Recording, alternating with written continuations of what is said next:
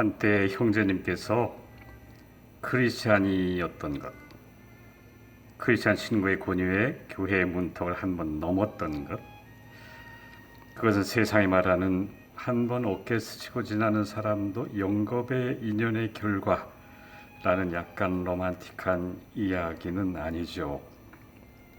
흔히 한 사람이 그리스도를 받아들였다는 것을 기적 중의 기적이라고도 하죠.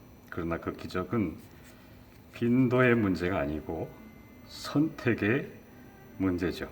기적이라는 어휘 앞에서 빈도의 문제는 늘 결과가 빈약하지만 선택의 문제가 되면은 그 결과는 은혜가 되고 풍성한 열매를 맺는데, 그 은혜는 값없이 받는 것이기 때문에 이 값없이 받는 것의 뜻을 헤아리지 못하면 그야말로 기적 중에 기적이 되는 거죠.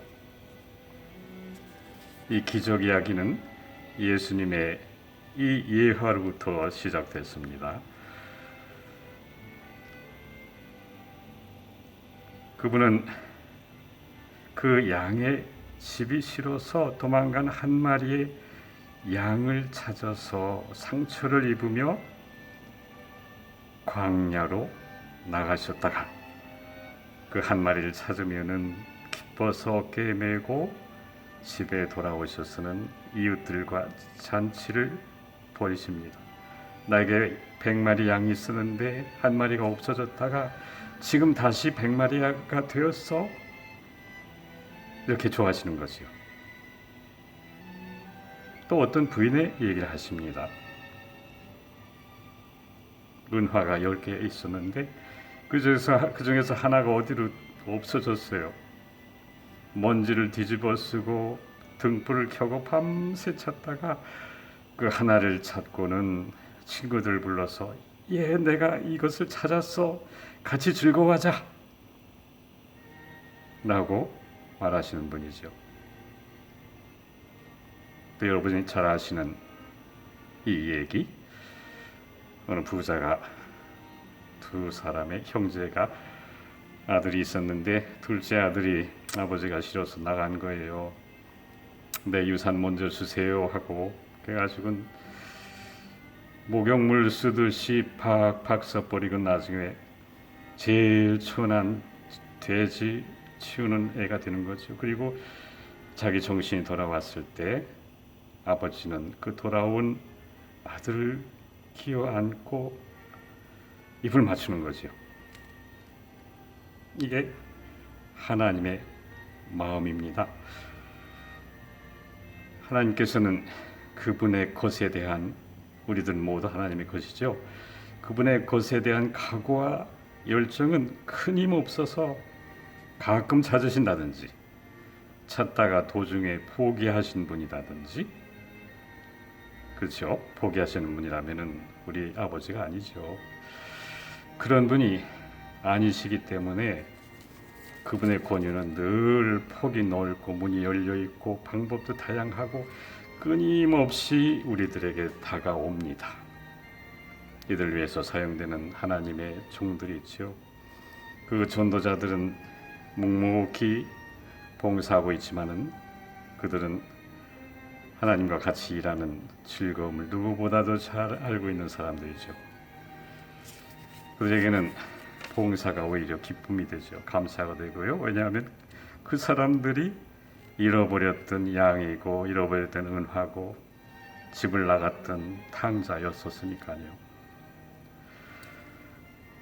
예수님의 신앙을 받아들이는 것이 기적이라는 것의 문제는 우리들, 하나님의 자녀들에 있어요. 아까 말했던 하나님의 마음의 모양과는 전혀 다르죠. 분리되고 배반하고 망각하는 것을 참 좋아하죠. 우리들은 하나님 아버지로부터 꽤 멀리 떨어져 왔다는, 멀리 떨어지는 것이 가능했고 떨어져 있어도 이처럼 문제없고 오히려 잘 나가고 있다는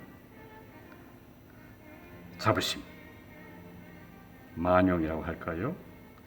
그래서 이제는 하나님은 필요 없고 하나님은 죽었다 라고 하는 사람도 나타나고, 또 거기에 대꾸하긴커녕 오히려 동조하는 사람들로 이 세상은 가득 찬 거죠.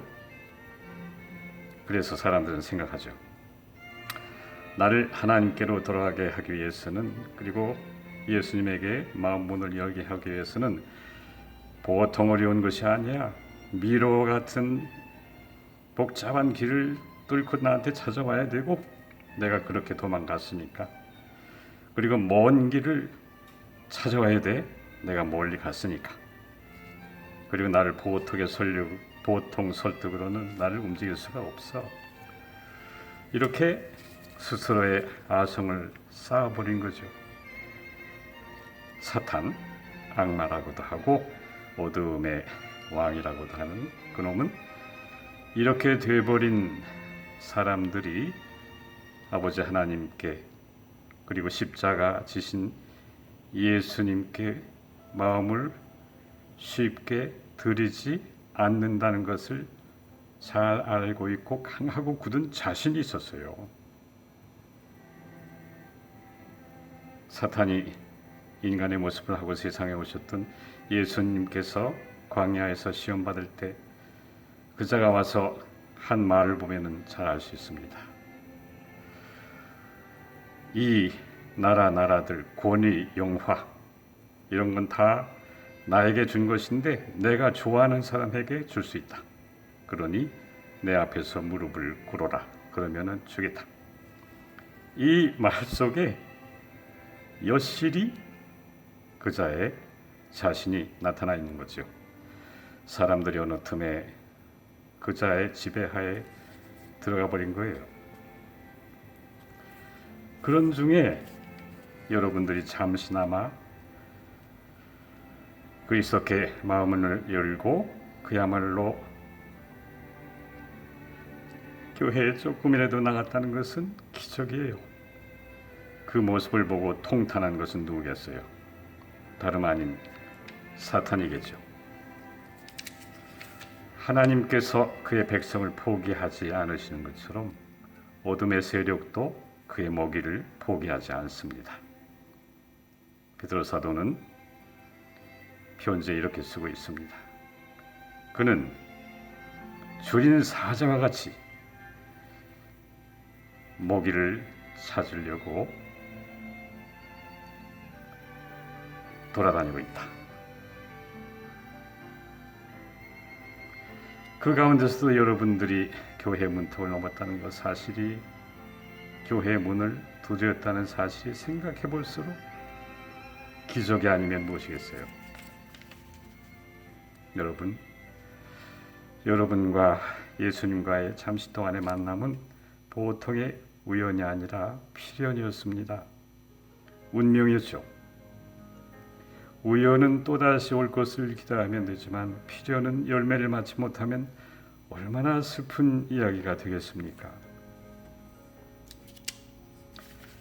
그리스도의 향기는 믿고 받아들인 자에게는 삶의 향기고, 구원을 거절한 자에게는 죽음에서 죽음에 이르는 냄새라고 사도 바울은 말합니다.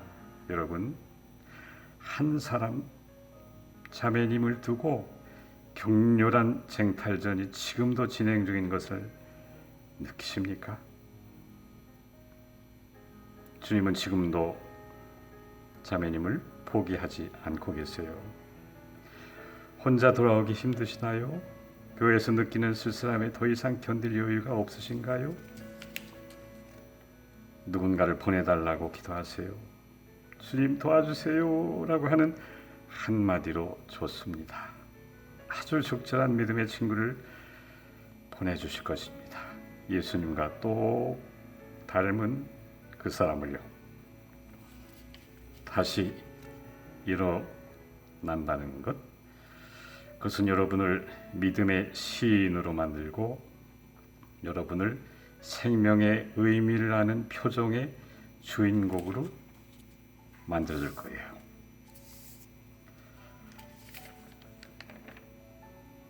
여러분의 승리는 예수님을 승리하게 하는 쾌거예요. 우리 속에서 말이죠. 굉장한 일이에요. 그 결과는 두고두고 맛볼 수 있습니다. 오늘, 내일, 그리고 주님이 약속하신 하늘나라에서 여러분은 승리자입니다. 한번 따라 해보세요. 나는 승리자이다. 형제님, 다시 일어나세요. 두 번 다시 넘어지지 않을 것입니다. 기도할까요? 하나님 아버지, 저에게서 기적이 일어나게 하심을 감사합니다. 예수님을 선택하고 그분의 생명의 향기가 저와 저의 집을 다시 살리소서. 저를 통하여 예수님께서 승리하소서. 예수님의 이름으로 기도합니다. 아멘.